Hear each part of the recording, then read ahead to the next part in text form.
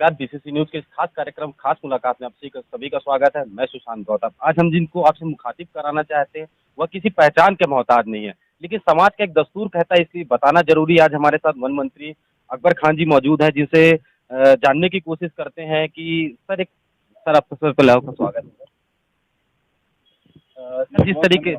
Sir जिस तरीके से एक लगातार विपक्ष दल के नेता प्रतिपक्ष धर्मलाल कौशिक और विष्णु देव साय आरोप लगा रहे हैं कि छत्तीसगढ़ में हाथियों के धान खरीदों पर अफरा तफरी हो रही है और उसका मूल्य निर्धारण नहीं कर पा रही सरकार। कितना गंभीर है मसला और क्या है यह मामला पूरा? मूल्य निर्धारण वाली कोई बात नहीं है। जो खाद्य विभाग ने धान खरीदा है उसके लागत मूल्य में विभाग टू विभाग, एक विभाग से दूसरे विभाग में ट्रांसफर किया जाएगा। वन विभाग के द्वारा धान खरीदी नहीं हो रही। क्या है सर ये पूरा मामला? खरीदी नहीं हो रही? नहीं, खरीदी नहीं हो रही है तो वो खाद्य विभाग के पास पर्याप्त भंडार है, वहां से वन विभाग ले रही है। और वन विभाग की तरफ से ये प्रयोग किया जा रहा है। जैसे हाथी यदि किसी गांव में जाते हैं तो वो उसी मकान को क्षतिग्रस्त करते हैं जिसमें खाने का कुछ ना कुछ सामान रखा हुआ है। तो महुआ होता है, धान होता है, चावल होता है, और उसको क्षतिग्रस्त करके उसको बोरे में होता है तो उसको खींच लेते हैं, खींच के खा लेते हैं। अब एक प्रयोग के तौर पर वन विभाग उन क्षेत्रों में, इस छत्तीसगढ़ राज्य में 16 विचरण दल हैं, हाथियों के 16 दल हैं। 307 के लगभग हाथी हैं जो अलग अलग क्षेत्रों में विचरण कर रहे हैं। धान रखने के लिए पूरे राज्य में जरूरत नहीं है, लेकिन जिन स्थानों में विचरण हो रहा है उनके बीच में जो गांव आएंगे उन ग्रामों में पहले अलर्ट करेंगे। अलर्ट करने के बाद ग्रामवासी और ग्राम पंचायत की सहायता से वहां पे धान रखने का काम किया जाएगा। और हाथी आकर यदि इसको खा लेते हैं तो ये प्रयोग सफल माना जाएगा। अभी 2 स्थानों का ये रिपोर्ट सामने आया है कि हाथियों ने धान खाया। कम से कम 11 से 12 स्थान ऐसे भी हैं जहां धान नहीं खाया। तो प्रयोग के तौर पर ये चल रहा है और कोई धान की खरीदी नहीं हो रही है। ये खाद्य विभाग से वन विभाग को ट्रांसफर किया जा रहा है। सर आपने हाथियों की बात की, एक आंकड़ा भी दिया कि 307 हाथी यहाँ हैं। सर लेमरू प्रोजेक्ट को लेकर बात चल रही है और लगातार वन क्षेत्रफल घटता जा रहा है। एक हाथी को चरने के लिए लगभग 10 स्क्वायर वर्ग किलोमीटर की जरूरत पड़ती है। 307 के आंकड़े के हिसाब से लगभग वो 3500 से ऊपर स्क्वायर वर्ग किलोमीटर के आंकड़े पे चली जाएगी।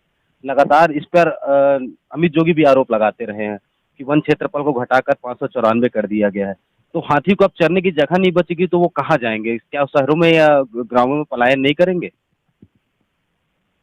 वन क्षेत्रफल को लेमरू एलिफेंट रिजर्व उसको नहीं घटाया गया है, उसको बढ़ाया गया है। तत्कालीन सरकार के समय 452 वर्ग किलोमीटर था। अब वर्तमान में 1995 वर्ग किलोमीटर उसको प्रस्तावित किया गया है। तो 452 से सीधे सीधे लगभग 4 गुना 1995 वर्ग किलोमीटर, जिसका नोटिफिकेशन अभी होना बाकी है। तत्कालीन सरकार के समय तमोर पिंगला, सेमरसोद, बादलखोल 3 एलिफेंट रिजर्व थे और एक जो लेमरू एलिफेंट रिजर्व था वो 452 किलोमीटर का 2007 में भारत सरकार से उसकी सहमति बन चुकी थी, लेकिन नोटिफिकेशन नहीं हो पाया। छत्तीसगढ़ में कांग्रेस की सरकार बनने के बाद उसको फिर से परीक्षण किया गया और उसको 1995 वर्ग किलोमीटर बढ़ाने के बारे में सहमति बनी है और उसका अंतिम जो नोटिफिकेशन है वो करना अभी बाकी है। बिल्कुल सर, ये तो हो गई हाथियों की बात। लगातार मरवाही वन मंडल जो भालुओं के नाम से विख्यात है, या सफेद भालू जैसी दुर्लभ प्रजाति पाई जाती है, और लगातार फॉरेस्ट विभाग के पास इसके कोई आंकड़े नहीं है कि भालू की संख्या क्या है। इनके संरक्षण और संवर्धन की कोई योजना नहीं है। चूंकि जामवंत परियोजना लागू जरूर की गई थी, लेकिन जामवंत परियोजना आज भी ठंडे बस्ते पर पड़ी है। तो भालू के संरक्षण और संवर्धन के लिए कोई योजना है? चूंकि अवैध ब्लास्टिंग भी वहां पर की जाती है मरवाही क्षेत्रों में। देखिए, जामवंत परियोजना तो है और अभी भी संचालित है, लेकिन यदि मान लो किसी प्रकार की कोई शिकायत आती है तो निश्चित रूप से हम लोग कार्रवाई करते हैं। वन प्राणियों का पूरा संरक्षण वन विभाग का काम है।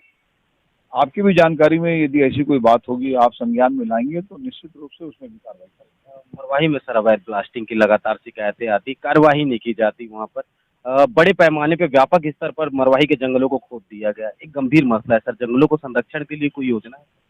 जंगलों को संरक्षण के लिए योजना की जरूरत नहीं है, वो तो वन संरक्षण अधिनियम ही है। और यदि स्पेसिफिक कोई जानकारी दी जाएगी कि फलाने स्थान पर तो कंपार्टमेंट नंबर वगैरह के साथ, तो निश्चित रूप से कार्रवाई करेंगे। जंगलों के साथ साथ एक सबसे बड़ा महत्वपूर्ण सवाल है सर मेरा कि छत्तीसगढ़ की राज की पक्षी पहाड़ी मैना राज की किताबों में दफन होती जा रही। बस्तर के अलावा अगर हम बात करें तो कहीं और अन्य जगह पे देखने को नहीं मिलती। ये खत्म होती विलुप्त होती प्रजाति और कहा जाता है कि अगर किसी एक प्रजाति का विनाश होना समूची प्रजाति का विनाश होना कहलाता है। इसका संरक्षण बेहद जरूरी है। इसके लिए सरकार कितनी प्रतिबद्ध है?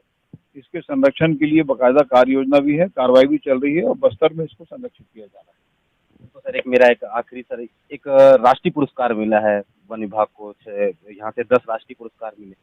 क्या पुरस्कार है सर, ये किस तरीके से मिला है?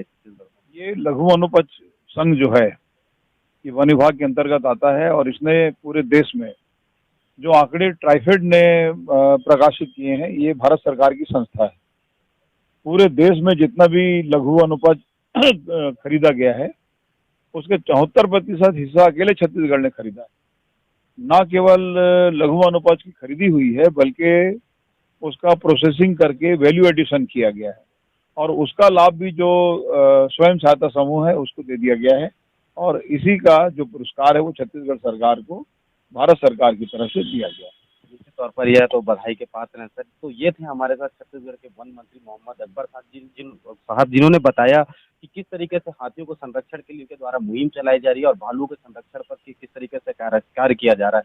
क्योंकि राखी पक्षी पहाड़ी मैना आज जिस तरीके से विलुप्त हो रही है उसके संरक्षण और संवर्धन किस तरीके से सरकार प्रतिबद्ध है। Sushant Gautam, BCC news, Gaurela Pendra, Marwahi.